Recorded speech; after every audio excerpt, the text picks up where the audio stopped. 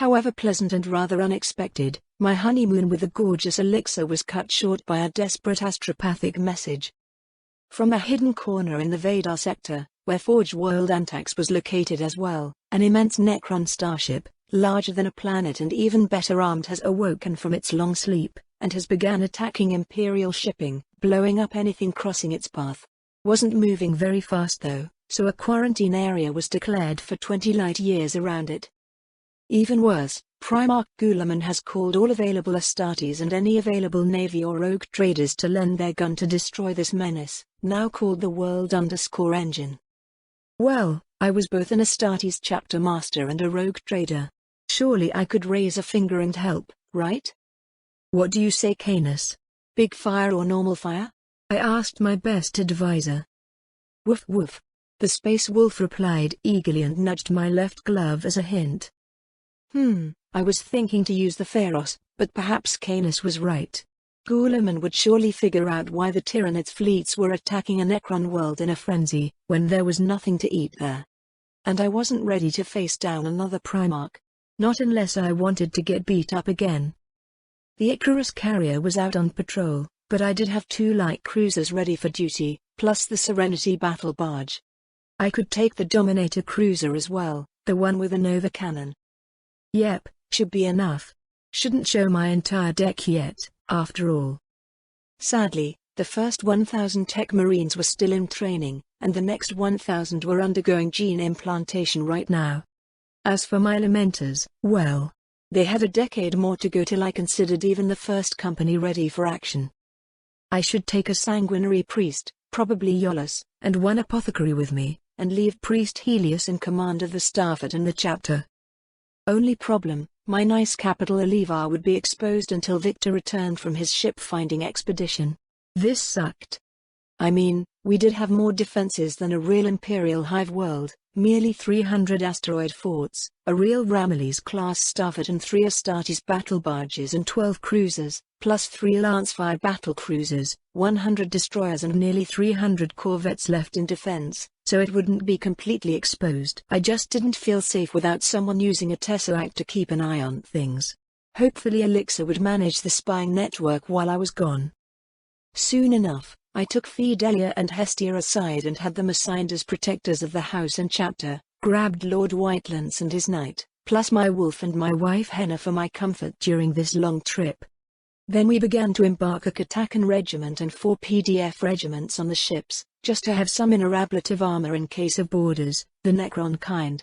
Or any kind, for that matter. Also, 8 pariah women from Blanktown got the prestigious role as mobile Geller fields for the bridge and Geller generators, also in case of unwanted intruders of the more insidious type.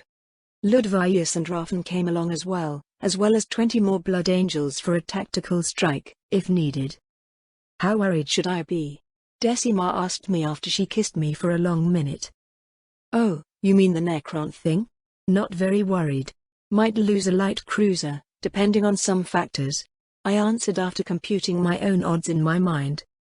They are gathering 1,000 capital ships. Doesn't sound so easy to me. My wife whispered in a scared voice. Just place a call for Victor to return, and stay on yellow alert until he does, I said confidently, then triggered the teleport beacon. Welcome aboard, Captain, Cygnus said in a joyous voice, seeming happy to see me. Also looking a bit older, like all normal people when they aged. Do you know how to wield a sword, Cygnus? I asked instead. Slice and thrust. Are we expecting boarders soon? The engineer asked in a slightly worried voice. We always do, my friend. Still traveling through the warp, on the small ships. I explained patiently, although I had other reason for asking. I held out my chronoblade and had him show me a few sword moves. They sucked, even worse than me. Well, I was getting training now. Then I pointed at a tech servitor to the side. 3 cuts, fast but minimal strength. The blade has atomic edge. Blinking at me, then at the ornate sword with a dozen purity seals hanging from its guard, Cygnus executed the servitor and drained his life. Good enough. Make yourself a sword, Cygnus. I'm not giving you mine, I demanded after grabbing the precious Xeno artifact and returning it to its blackstone and plasteel sheath. 2 weeks later, My small fleet arrived at the meeting point and I quickly considered their strategies flowing on the vox box among the gathered captains. Utter disaster, or at least until Robute Guilliman got here. Navigator, do you have a hint how to reach this world engine from here, but far enough from its weapons? Say 1 billion kilometers away, but in front of it. I sent via the Vox channel. That far wouldn't be a problem, Captain. Our weapons will be out of range too. But that ship would be moving fast towards us. And we have Nova cannons and vortex warheads. I explained in a patient voice. A single vortex torpedo wouldn't be enough, of course. But it would breach the Necron shield. After that, I could lift a finger for humanity. As you will, Captain. Your plan at least has a chance of success. The navigator muttered in some displeasure. Sure, he got kidnapped along with this former Mantis warrior's barge during the attack on Forge Angstrom, so he wasn't really a volunteer. Then again, he was still navigating a ship, so it wasn't all bad. In a minute, we opened a warp rift and departed, ignoring the increasingly annoying Vox messages from all the other ships gathered here. It didn't take long to overtake the Necron engine and drop in front of it. Then I just closed my eyes and saw the void in the Tesseract, the dimensional shield of that planet-sized spaceship blocking teleports just as expected. But it couldn't block teleports right in front of it. A purple flash small like a pinhole opened in the Necron shield and a cyclonic torpedo sneaked inside, incinerating the surface and burrowing 12 kilometers through the thick armor plate, before detonating. Commence Nova cannon bombardment. I ordered as more of my Exterminatus-grade ordnance struck the same place, over and over. As soon as the Nova shells left the cannon, I flicked them into the breach, while I urged the Serenity to fire our melter torpedoes at the same spot. Flares of bright light obscured the incoming ship. High-energy maneuver. Turn the ships and dive, I commanded after our torpedoes departed. The Serenity barge had a 100 torpedo cell block on the top side, which soon reached optimal release angle and I fired them all, 1 per second. Meanwhile, Nova mines and cyclonic torpedoes kept detonating deep and deeper into the monstrous warship, breaking apart small bits, the size of mountains. Thus, I was able to start stealing everything not nailed down, gigatons of Blackstone and millions of Necron weapons and machines of every kind. I strained my mind to abscond with as many broken bits of the Necron planet ship, while targeting any exposed generators and conduits with high-yield explosives. No matter how redundant the Necron technology was, at one point the damage would be too much and systems will begin failing. It pained me that I had no idea what devices were powerful or rare, but I grabbed anything glowing green in the hope of figuring it later, somehow. An hour later, our visible string of torpedoes started impacting the Necron ship, just as battle barge Tempests arrived next to us. The plasma warheads had little actual effect, but made for a great smokescreen. Chapter Master Lancefire, you managed to breach the Xeno's doomsday machine? An incredulous voice asked on the Vox channel. Nah, it was open when I found it. And those demons burning on the surface are not the result of a vortex torpedo. Merely a flicker of imagination. I commented wryly as my fleet sped away. A series of explosions marked my words, and the shield protecting the world engine failed completely. Well, perhaps I did hit something vital after all. Time to leave this battle, as more ships were approaching. I was fresh out of munitions again, which wasn't fun at all. So I set course for Forge Antax to reload, while the brave ships of the Ultima Segmentum all began arriving at the scene of the crime and began firing all their weapons at the defenseless Necron ship. In a violet flash, we vanished into the warp, just as a Gloriana-class battleship named Macragg_S_Honor arrived to win the day, with Primarch Guilliman on board. Good for him. On Forge Antax, I got to meet a company of my future lamented tech marines at their school, and a company of future blood angels also training and learning the ways of advanced technology and ritual repairs, plus seeding their large harems with the next generations of possible blank children. The fabricator intended to keep the resulting blank girls as future tech priests and Arch Mechanicus ship captains, which made quite a lot of sense. Plus harvesting their eggs for blank machine spirits, no doubt. These days, 1,000 new craters dotted a moon orbiting around the planet Antax, all results of failed cloning experiments of blank tissue. I heard rumors that the Culexus Temple had figured out the process, But sadly I wasn't in any relation with their temple, nor was I too interested into being conscripted and mind-wiped as a future assassin. What I was interested in was modifying the pirate light cruisers into Lamenta strike cruisers filled with drop pods, and the drop pods filled with tarantula turrets of my own design. And if I had to pay for this with my hard work on heretical STC patterns, and bits of advanced technology from the Eldar, Dark Eldar, and Necrons, well, I did have plenty of that. You do have the strangest luck, Captain Pef. Finding so many ships and discovering caches of STC templates, even as damaged as these. The Archmagos of Forge Antax mused in a soft voice, after taking a peek at my gifts. He also did not mention anything about the STC on Forge World Palomar, so I didn't ask. I just smiled and nodded. The Dark Eldar did have a large cache of such templates, and even bits of assembly constructors.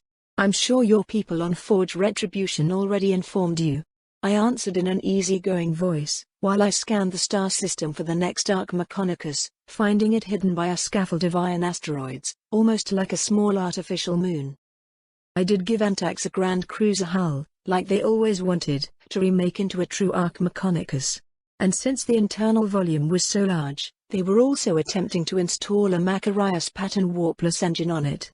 Of course, the battleship-sized engine would not fit, so they were actually enlarging the Grand Cruiser to make the engine fit. Ingenious, if very expensive. That unholy fusion of Necron, Tau and human technology was the hope of humanity, and the extra energy from the Beta Plasma reactor didn't hurt one bit. I also have to thank you for damaging that Necron battle moon, and letting me know of where to find it and salvage what we can.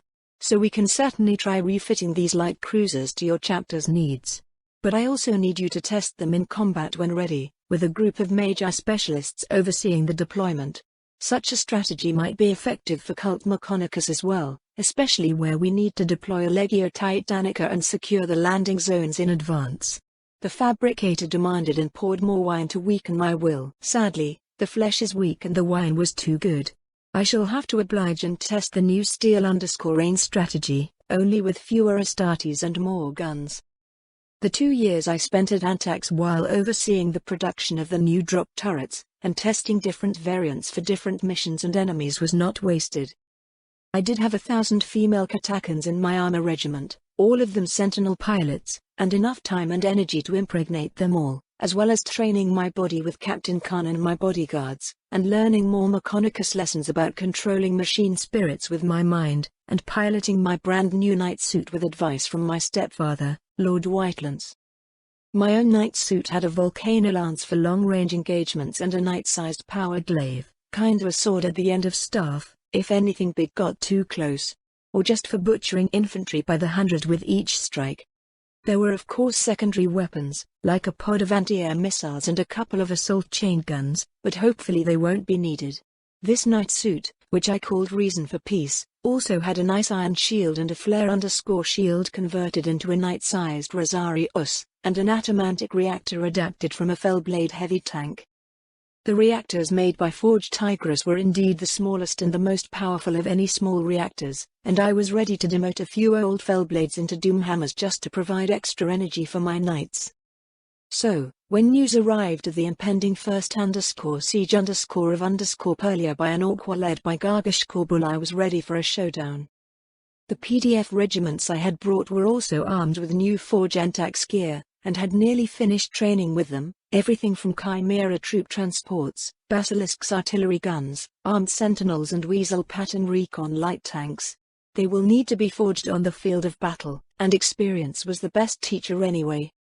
Torpedoes were restocked, Nova shells and Nova mines as well, and of course the drop pods filled with Tarantula sentry guns. 40,000 drop pods per cruiser for now, mostly because I wanted to retain enough lance batteries to engage escorts with impunity, much like the old litany. Those were a mix of classic twin heavy bolters and twin las cannons variants already in storage, and the new Salvation pattern STCs with quad multi-lasers and single las cannons, but with better armor and larger power cells. I had hoped to use the drop pods retro thrusters to provide extra energy for the turrets, but that project would take a few decades to be tested and developed into a working solution. My fragmented STC template did not provide the knowledge of how to create such a mechanism, because I hadn't the faintest idea. So I let an entire Forge world work on it, and let them claim an Antax pattern when they did succeed. Already Forge Antax had climbed the ladder from 3rd level to the 2nd, in Mechonicus rankings, and that meant they were given leave to produce cruisers and knights, along other more exotic and restricted Mechonicus-only robots and battle automata. Plus, the Defenderius crusade called by Primarch Guilliman against the incoming Tyranids and awakening Necrons obliged the Forges to work harder to produce naval assets of any kind, from orbital defense platforms to torpedo corvettes and destroyers in large numbers, plus cruisers armed with Nova cannons. Well, someone was paying attention to successful fleet actions, and the less successful ones. And due to a much smaller number of Dark Eldar and Chaos raids in the Ultima Segmentum, the Primarch had an easier task of mobilizing troops and resources. Even the Eldar attacks had largely diminished, only some Corsair bands still being annoying dicks like always. The Tau were not expanding anymore, probably too busy rebuilding and reeling in their ships after their 2 capital cities were invaded by demons, and 2 allies having been wiped out. The Tau would have news of the revived Primarch if they were paying attention, mostly because the human worlds under their control were being reconquered one after the other, by large numbers of brutal Astartes, Imperial Knights, and Titan legions. Plus, down on Purlia, Commissar Kane cursed his luck again as his ragtag band of PDFs and Imperial Guard troops stumbled upon the Orc boss Corbal's camp. Reluctantly, he called the boss out for a duel, to encourage his troops and provide example. Plus killing the boss would allow a higher chance of survival, both for him and his men. The immense Orc was armored to the teeth, and had size and strength on his side, but Kane wouldn't let that scare him. He sneakily allowed the Orc to push on his chainsword, drawing the brute close enough he could poke his red, furious eye with his las pistol, then fire the entire power cell, the harmless beams deflecting from the inside of the skull and metal helmet over and over until the boss fell down, dead. For the Emperor, Kane shouted, raising his eyes towards the sky. And the Emperor answered, raining down with fireballs and pillars of light, a sure sign of drop pods and orbital lances striking at the invaders. Astartes, the angels of death are here. The Vox Sergeant yelled in triumph and pointed at the sky. Well, it was about the damn time. Maybe he could rest in some secluded corner now.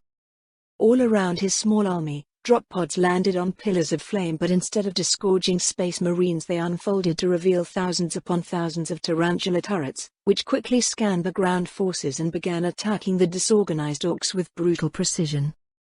Las cannons targeted vehicles, heavy bolters fired at knobs and mech boys, while multi-lasers massacred the normal boys and shooters with unlimited ammunition. This isn't just here, Commissar. The army lines to the west also report tens of thousands of drop pods falling from the skies and unleashing death on unprecedented scale. The Vox Sergeant yelled much too loud. Well, it was good news this time, so no need to admonish the man. Plus his eardrums might be ruptured, due to the Lehman Rustank's cannon firing from close range. What chapter is this? Where are their Astartes?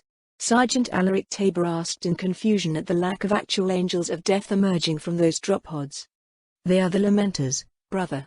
Only 3 of them on that battle barge, and some rogue trader vessels that are engaging the Orc Space Hulk. Engine CF Alicia Tabor explained after doing some voodoo spells on the Vox receiver.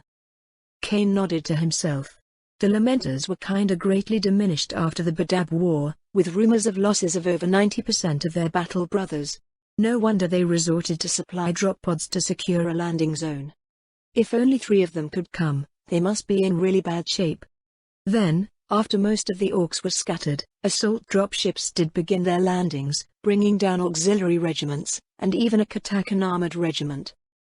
Doomhammer heavy tanks, flanked by chimeras, hydras and some sort of sentinels with mechanical arms began emerging and engaging the Orc warbands, and even a pair of real knights from a house named Lancefire. A flash of a volcano lance vaporized a big underscore mech while the other knight opened up with a multi-melter gun of gigantic size and tremendous damage, while also advancing to slash with a power sword into the Orc hordes. In a single hour, the back of the Orc war was broken, while the troops could only stare in awe at the amazing display, just like Kane himself was. Not even a commissar could tell the soldiers to stop gawking, since their few tanks and vehicles were protected by a fortress of auto-targeting turrets.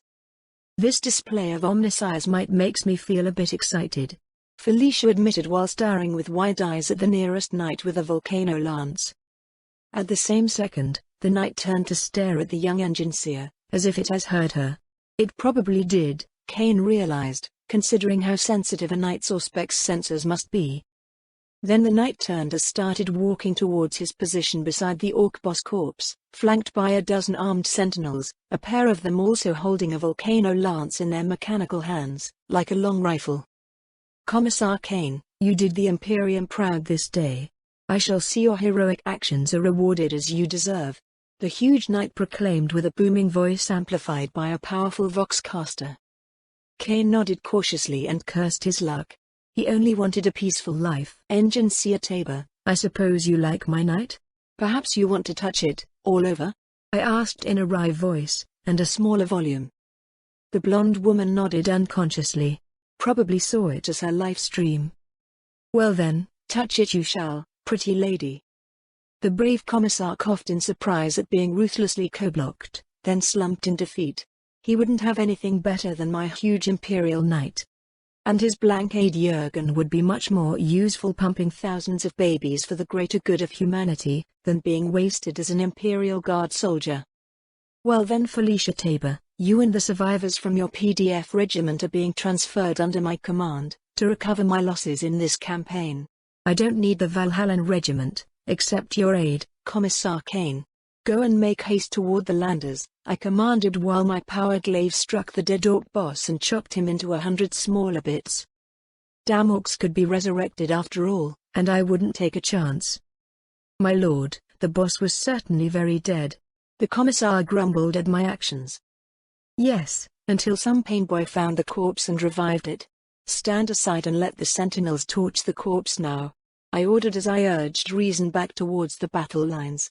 Behind me, the armed sentinels of the Katakans were unleashing Promethium over the minced corpse, while the volcano sentinels ran ahead to secure a safe path for my knight. However, I didn't have much time to waste, if I wanted to recover that Shadowlight artifact in time. The Mechonicus temple was already under attack, by a rogue tech priest and an insane inquisitor named Ernst_Stavros_Killian with his merry band of brainwashed sisters of battle. His goals were the complete opposite of mine. While I was trying to empower humanity with blank genes, he aimed to create massive armies of psychers, as if that wouldn't backfire in a spectacular way, probably by increasing the size of the large warp storms and vortexes, like the Maelstrom and the Eye of Terror. Meanwhile, I spread my awareness towards the nearby Mechonicus shrine and kidnapped the guilty party of murderers, and the precious relics and measuring instruments as well. When I met with Rose again, I will let her carry out the sentence for treason and heresy. I kept the ancient artifact surrounded by megatons of blackstone, and then tyrannid bioships, even inside the Tesseract dimension. No point letting the thing leak out warp energies. Surely my Rose and Janice could benefit from becoming alpha-level psychers. And then, there was the sacrificial psychers for the Astronomicon and the Golden Throne Sleepyhead who might need a tiny power boost. Not yet, but the time will come, when I was chosen a High Lord of Terror and had some actual powers in the Imperium of Man. Soon enough, the Purlia PDF were integrated as a company into the Rearguard PDF regiment, and given drinks and food, and bunks to sleep in the STC containers serving as field barracks. They did a great work breaking through the orc lines, and their experiences will spread to my own new regiment, which wasn't lacking for vehicles and weapons now. A dozen of Weasel logistic carriers were also sent to the good commissar, providing them with supplies and transport to the Imperial Guard's positions to the west, where 3 more of my PDF's regiments were also debarking for a combined assault against the orcs. Cleaning out planet Purlia would take some time, even with orbital support and thousands of tanks and walkers, but it was also an excellent target practice environment for my troops, and me. The western continent contained most of the industry and cities as well as the capital hive city named Havenstown, so it made sense to concentrate most defenses there. But that also allowed the rest of the planet to be infested with orcs, which would need to be eradicated with fire. However, by the time the cleansing was over, I had a new blonde concubine called Felicia, who was very much attached to the pleasures of flesh, and also loved tinkering with machinery, much like me. Her talents were more of a practical nature, possibly something imparted to her during her captivity to the orcs, as she had an intuitive understanding of any machinery no matter how advanced, even Xenos ones.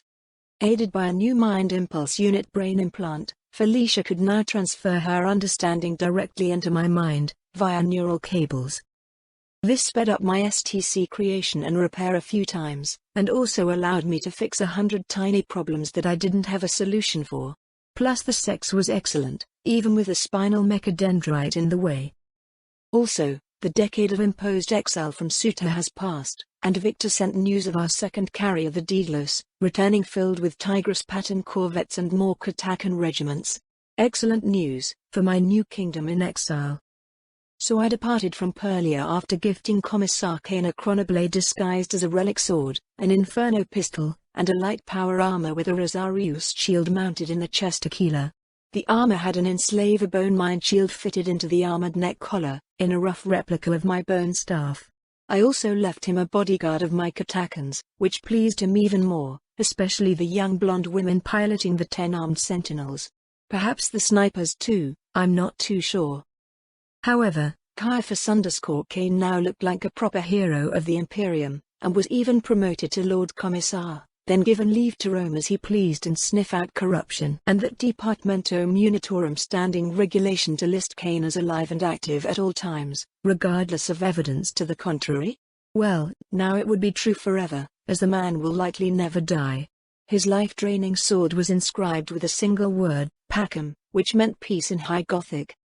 I doubted Kane would ever find peace in the 40k universe, but at least he carried it with him. And that glowing Aquila on the pommel? Wasn't any real relic supposed to glow, after all? And so I passed the warp tracking Aquila onto Kane. Surely the man's dazzling adventures will keep any Lord Inquisitor occupied for a few decades, or centuries. I didn't take the drop cruisers with me towards Suta, because they returned to Forge Antax for post-battle analysis of their pods and turrets, and I had to admit that some heavy-bolted tarantulas could remain as standard deployment loadout, due to their sheer destructiveness. Only better armored and with a larger magazine. At least 1,000 rounds, not 600. However, I should have remembered that Suta was now an inquisitorial fortress, mainly for the Ordo Xenos.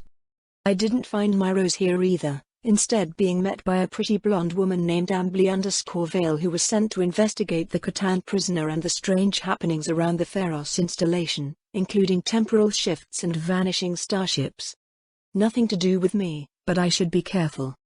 Chapter Master Lancefire, I heard so many things about you that I don't even know where to begin. The cheerful woman began as she sat down in front of me, and we shared some good wine I had prepared for Rose. She even wore a custom-made power armor, the lightweight variant and a power fist, which made my jaw ache in phantom pain. Lady Ambly, I assure you, everything you might have heard about me is true, depending on what you heard. I quipped and sipped my wine as her cheeks blushed deeply. I didn't mean that, but those stories were probably true anyway. Well, I meant about Kamara. Yes, destroying the Dark Eldar, nothing else. The Inquisitor dissembled while grinning cutely in her wine cup. That's certainly true, even the truce with the Eldar Avatar. I also have 1,000 concubines and hundreds of blank sons being inducted as Astartes in the Blood Angels and the Lamenters. I admitted in a level voice, while Rafen chuckled to himself for no reason. You better wait outside, veteran. There are more delicate matters to discuss from here onwards. Inquisitor Vale demanded with a glare towards my bodyguard. Rafen glanced at me for confirmation and I sent him the OK password via the mind implant. It wasn't like I would be exposed to psycho powers by anything, not even this pretty Inquisitor. Perhaps a different form of torture, if my guess was right, and Rose praised me in too much detail. As soon as Rafen left, the woman simply sat elegantly in my lap, and caressed my chin in a seductive gesture. Emperor of Man, having so much luck with ladies was great. Delicate matters? I inquired with a gentler voice. I want an Earl staff too, because I really need it. And I will be extremely grateful if you can make it happen, Lord Peth. Nothing is beyond the reach of the Inquisition, after all. Amberly proposed in a throaty voice, both enticing and menacing. So I grabbed her own chin, and stared into her eyes. I don't have the prime ingredient for such a device, my dear. Rumors say the Inquisition itself is suppressing the manufacture of such rare artifacts like a null rod, such that only they have the means to defeat demons. Quite contrary to the Emperor's own wishes, that his finest warriors have the mightiest weapons, able to best any foes. Any foes? I growled in an angrier voice. The blonde woman patted my hand, so I let her go. Not my personal fault, Lord Lancefire. Probably the Ordo Malleus would do something like that. Maybe even the Ordo Hereticus. We, in the Ordo Xenos, know better, but are not as important nor have a say in the higher conclaves. I sighed and leaned back, holding the sad Inquisitor in my arms.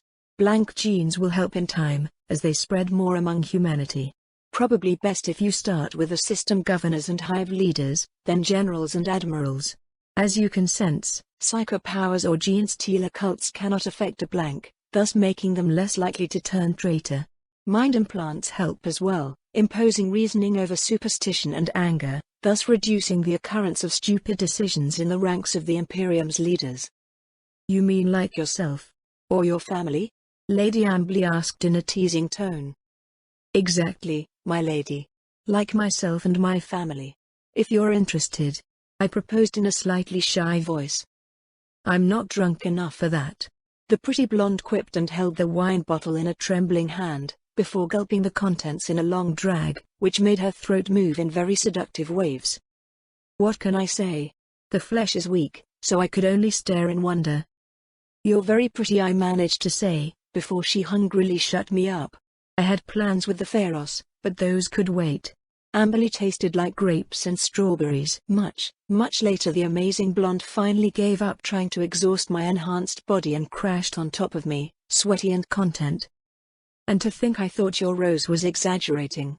I bet you can still go on for hours, right? Amberley murmured in my neck in a soft voice. I let my hands wander and grope her amazing body, without using words. I got much better at bed games during the past decades, and the angel genes surely kept me going. Which was why I wouldn't accept Astartes' organs, not even the Black Carapace, worried they might make me impotent or sterile. And who would save the universe then? You will need a Death Watch escort, my love. And silent sisters against Psychoxenos or Chaos Sorcerers. And as it happens, I have 200 executioners held captive, only needing a black coat of paint over their armors, I said instead, as she melted in my embrace. Of course you do, Pef. Those that were not accounted for from the Badab War. Maybe even some astral claws? The Inquisitor inquired and pinched my delicate progenoid glands. Damn their torture training. It was very hard to keep secrets from an inquisitive Inquisitor. Especially one with a digital weapon on her finger. Maybe. But those claws are really not trustworthy now, and might have been neurally and hypnotically modified by their fallen master. I don't yet have a permanent solution to reuse their deaths for the Imperium. I muttered in displeasure. That's why I needed access to the Pharos, and contact with a certain Necron wizard. And many other trades of mutual benefit, of course. And what? You just produce 200 executioners and expect them to become Death Watch Marines, from their own initiative? Nobody asking questions? Amberley asked in a curious voice. Well, I didn't think that far ahead.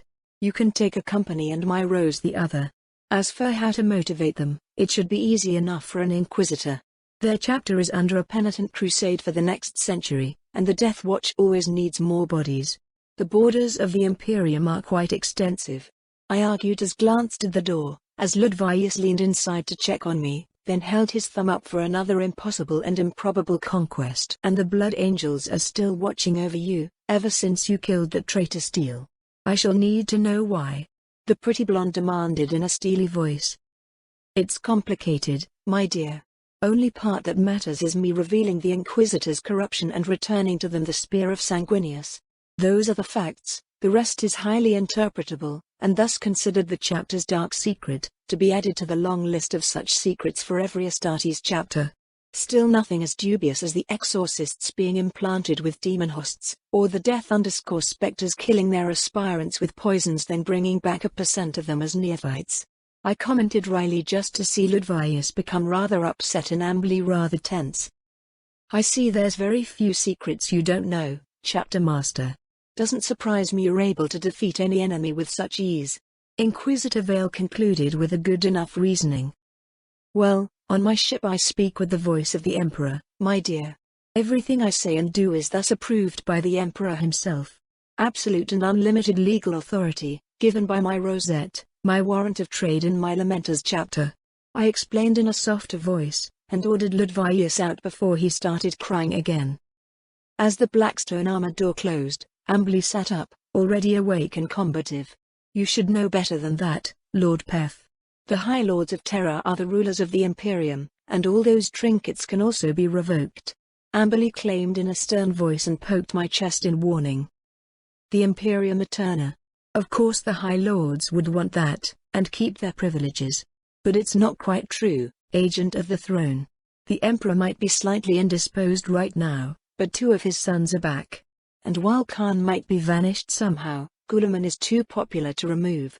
I'd expect at least 6 of these High Lords to rebel soon enough, exactly when Guilliman reaches Terra and proclaims himself Lord Commander and Imperial Regent. And won't that be a fun struggle for the High Lords of Terra?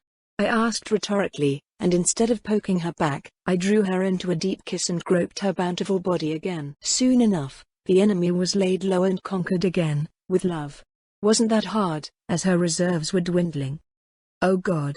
Please let me rest, she asked in a pleading tone. I could be merciful sometimes.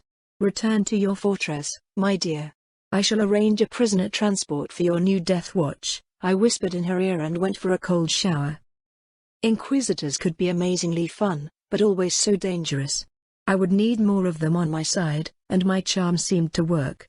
Although I shall need some other method for most of them. Women were few in the higher ranks of the Imperium, no doubt exactly because the flesh was weak, and women more liable to be deviated from their master's agenda. It wasn't a perfect solution, but once kids began showing up, maternal instincts took over and that was something much harder to erase, compared to other reasons. A dozen minutes later, I arrived inside the Pharos and began lining up Exterminatus torpedoes for today's punishments and a vortex warhead for the nice blue Tau. The demon world of Baston Bale burned, and with it the last remains of the company of the Shadow Traitor chapter. Then soon after, the planet I_Tapua followed, incinerating their Chaos Titans and disgusting sacrificial temples to the dark gods. The Catan on the wall watched me in silence as I began arming the next Exterminatus-grade warhead. Where is that going, my lord? Ralph asked as the torpedo's Logi engine began humming for fire and death. This one, to raise Livanova. The Night House there fell to chaos, and I don't feel like giving them an honorable death in a duel. Nor would it be that easy as my adventure on Prelia. I explained in a wry voice, and consigned that world to oblivion. I did get tired after this, so I took out my bone staff to lean on it for strength. Maybe one more warhead today. But not yet. First, I used the Tesseract and retrieved a dozen Necron artifacts to be identified by the captive Catan. Mighty Zorhulash, I expect you know what these are? I asked in a friendly voice. Pef Lancefire, still at this useless and foolish game? Removing unimportant pieces from the game? The Immaterium's emanations will just corrupt other human worlds. And those Tyranid swarms entering the galaxy, they hunger. They will come again, here into your weapon on the golden pedestal. You cannot win. The Catan argued, and most likely correctly. There wasn't a real solution to the chaos or the Tyranids.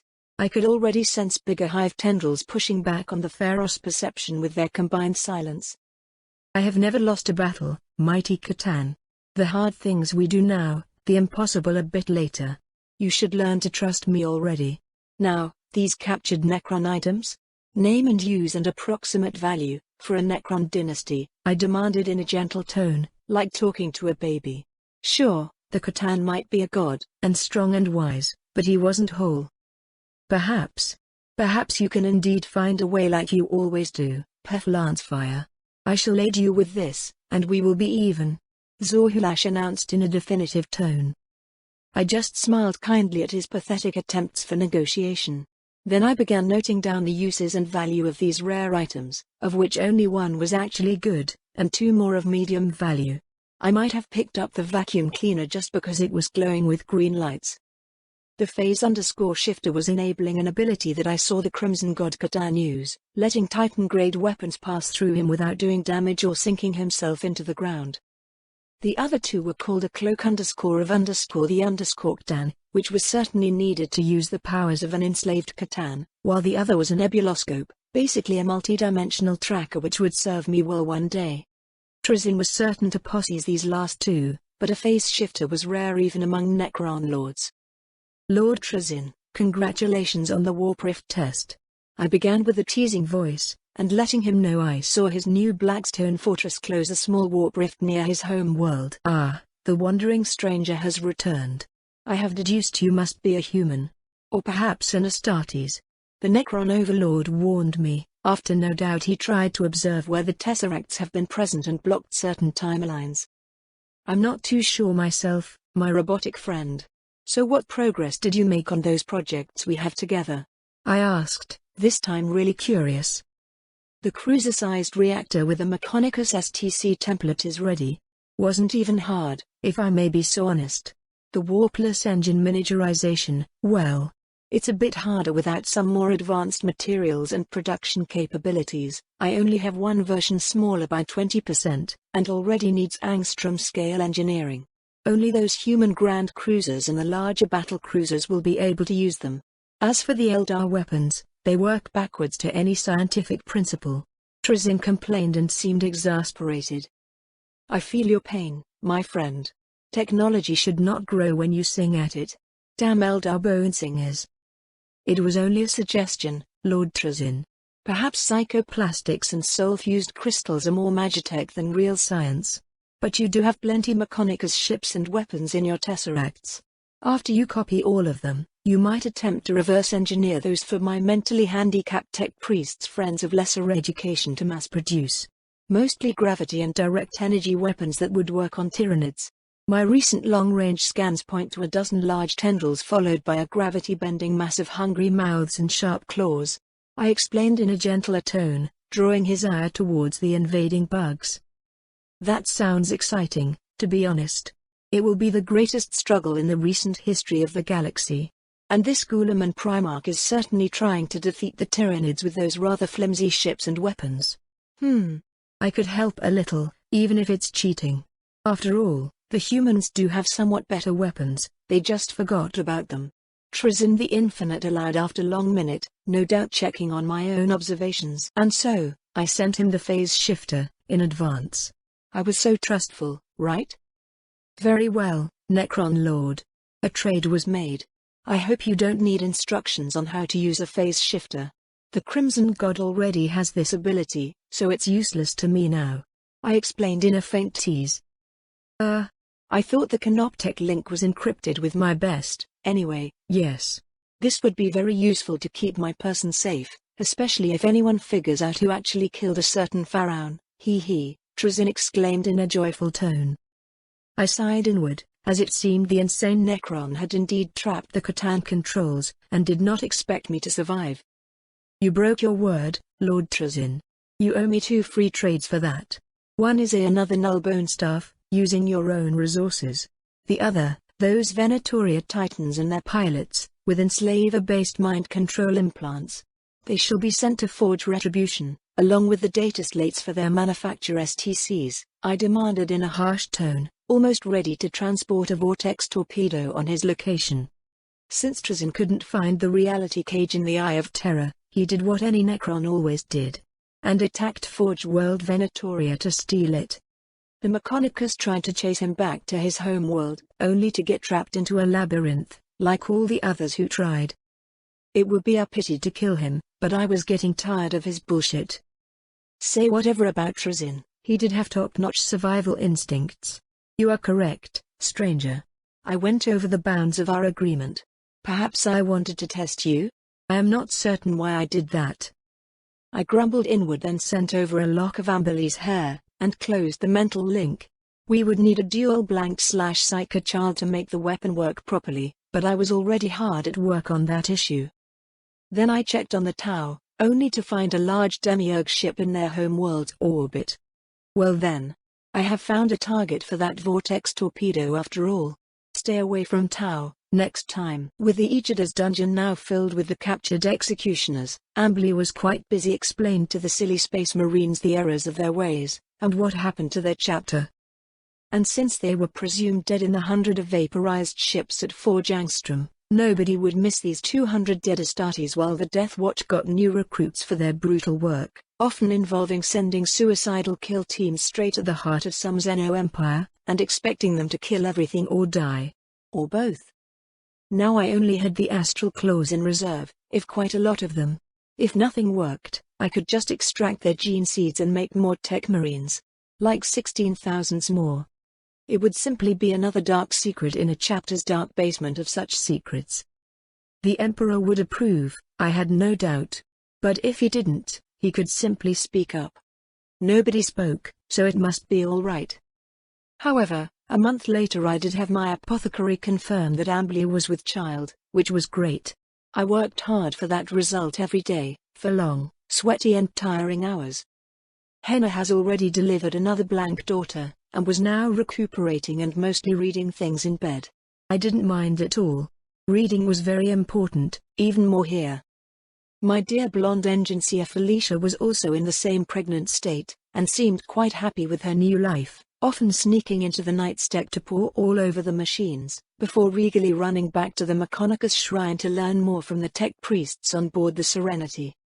I wouldn't let her modify my Imperial Night Walker until I was absolutely certain she understood the basic technology front and back.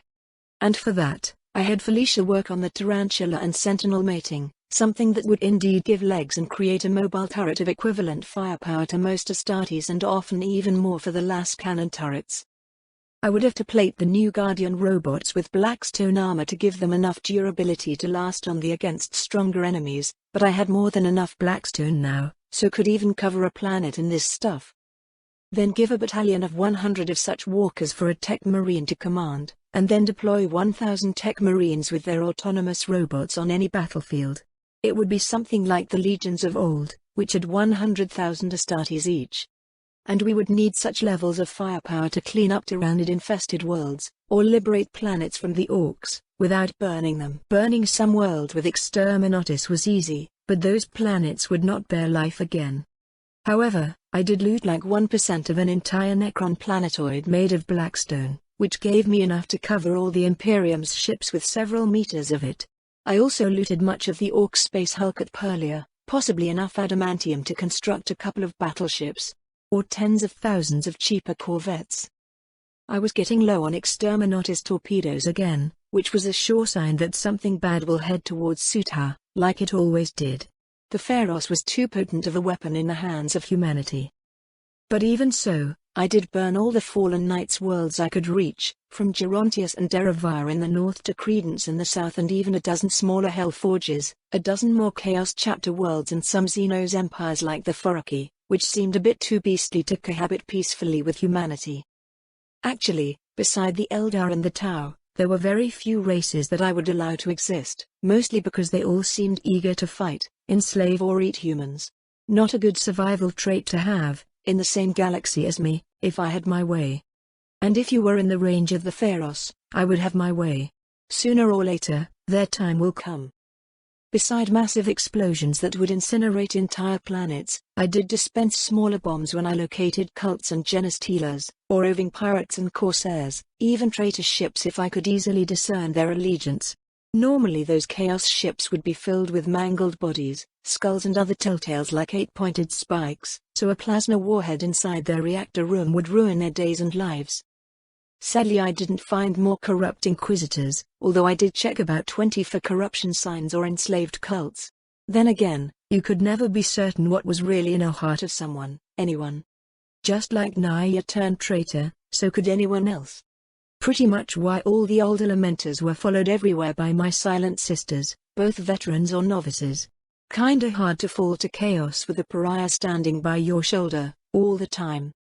The Starfoot did have 3 Gela generatoriums of Mechonicus best grade, plus a dozen mechanical Gela generators in every wing of the fort, but those weaker fields tended to fail at least once per week, even with the fort just sitting in orbit. Someone or something was certainly trying to use warp fuckery to mess with my chapter, and give them nightmares and unlucky accidents. Sadly, We would need to endure for a few decades, until I had my own apothecaries trained and ready to carry the job, while also being blank. And if I could produce more dual blank/psychers, they could become my librarians and smack demons with alpha-level spells while laughing at their ineffective curses. But until then, I was preparing to deal with more tyrannid fleets, like Hive Fleet Moloch that was busy right now devouring the Pale Stars region. I just needed warpless drives for my ships, or else I would be forced to always run from advancing wavefronts of silence, and being denied intelligence and maneuver for my fleet. Deploy the warp engine ships in orbit over important planets, while hunting with my battleships and carriers only? It might work, if I had sufficient provisions. And as it happened, a real Inquisitor was around to requisition those supplies, specifically torpedoes and Nova shells. That goal set, I proceeded to consult with Ambly about this, while asking gently about my Rose.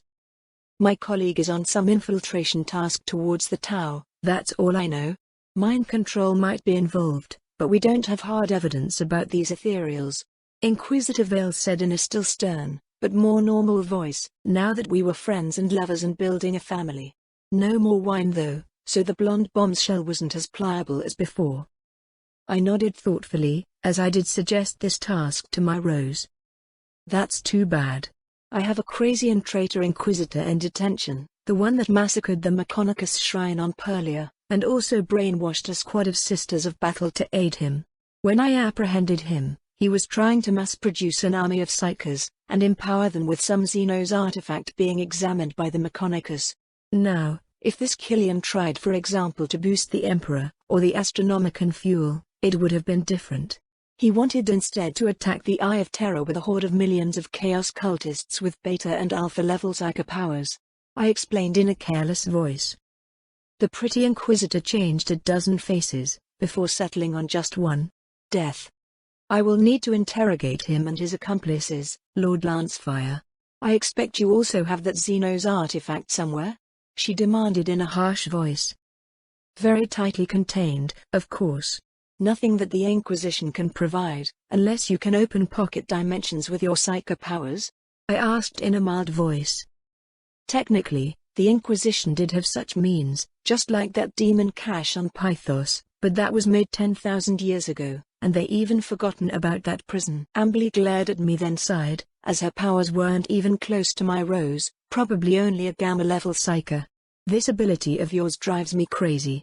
It's almost like you're a Paternova navigator, not a mere blank. I smiled and nodded. I am something like that, my dear. A Paternova for blanks, if you will. And you carry one of my descendants right now. One day, I will be a High Lord of Terror, probably as the Speaker for Rogue Traders, I whispered to her in confidence. She frowned as she meditated on my words, and measured me with something approaching caution. That's why you gather so many allies. It's a power play? She asked in suspicion. Restoring the Emperor is my final goal, my dear. Still need to figure out how to revive Primarch Lion, and perhaps Sanguinius. I have maybe half the puzzle pieces ready. But until then, there's still the Tyrannids to deal with, especially the big tendril coming from the north right now, and then the big claws from the east and from the south. Might need to establish listening posts equipped with lasers and radio emitters, and screens of carriers patrolling the borders, with warpless engines. Perhaps geomagnetic Gellerfield around entire planets to counteract the silence. I mused to myself, and sipped more expensive wine by myself. Amberly sighed and sipped her expensive fruit juice, with too many vitamins. We can visit Triplex Fal and requisition what you need. More Nova cannons I expect?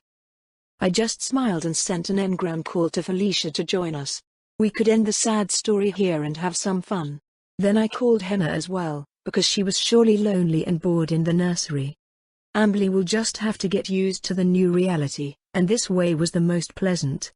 She figured it out in a second when Henna and Felicia arrived wearing only bulky robes, escorted inside by Ludvius. You want all of us? At once? I just grinned and jumped on the bed. Only the women. I quipped in a teasing tone, making Ludvius chuckle and check his combi bolter. You're the best, Lord Pef, Felicia exclaimed with glee, and rushed to join me in bed. Pef has 1,000 more concubines, back home. Better get used to it, Ambly, Henna said in a gentler voice and then winked suggestively. The blonde inquisitor stared at me for a second, before shrugging and starting to take off her leather clothes. Just as planned, I thought to myself while drawing Henna into a long kiss.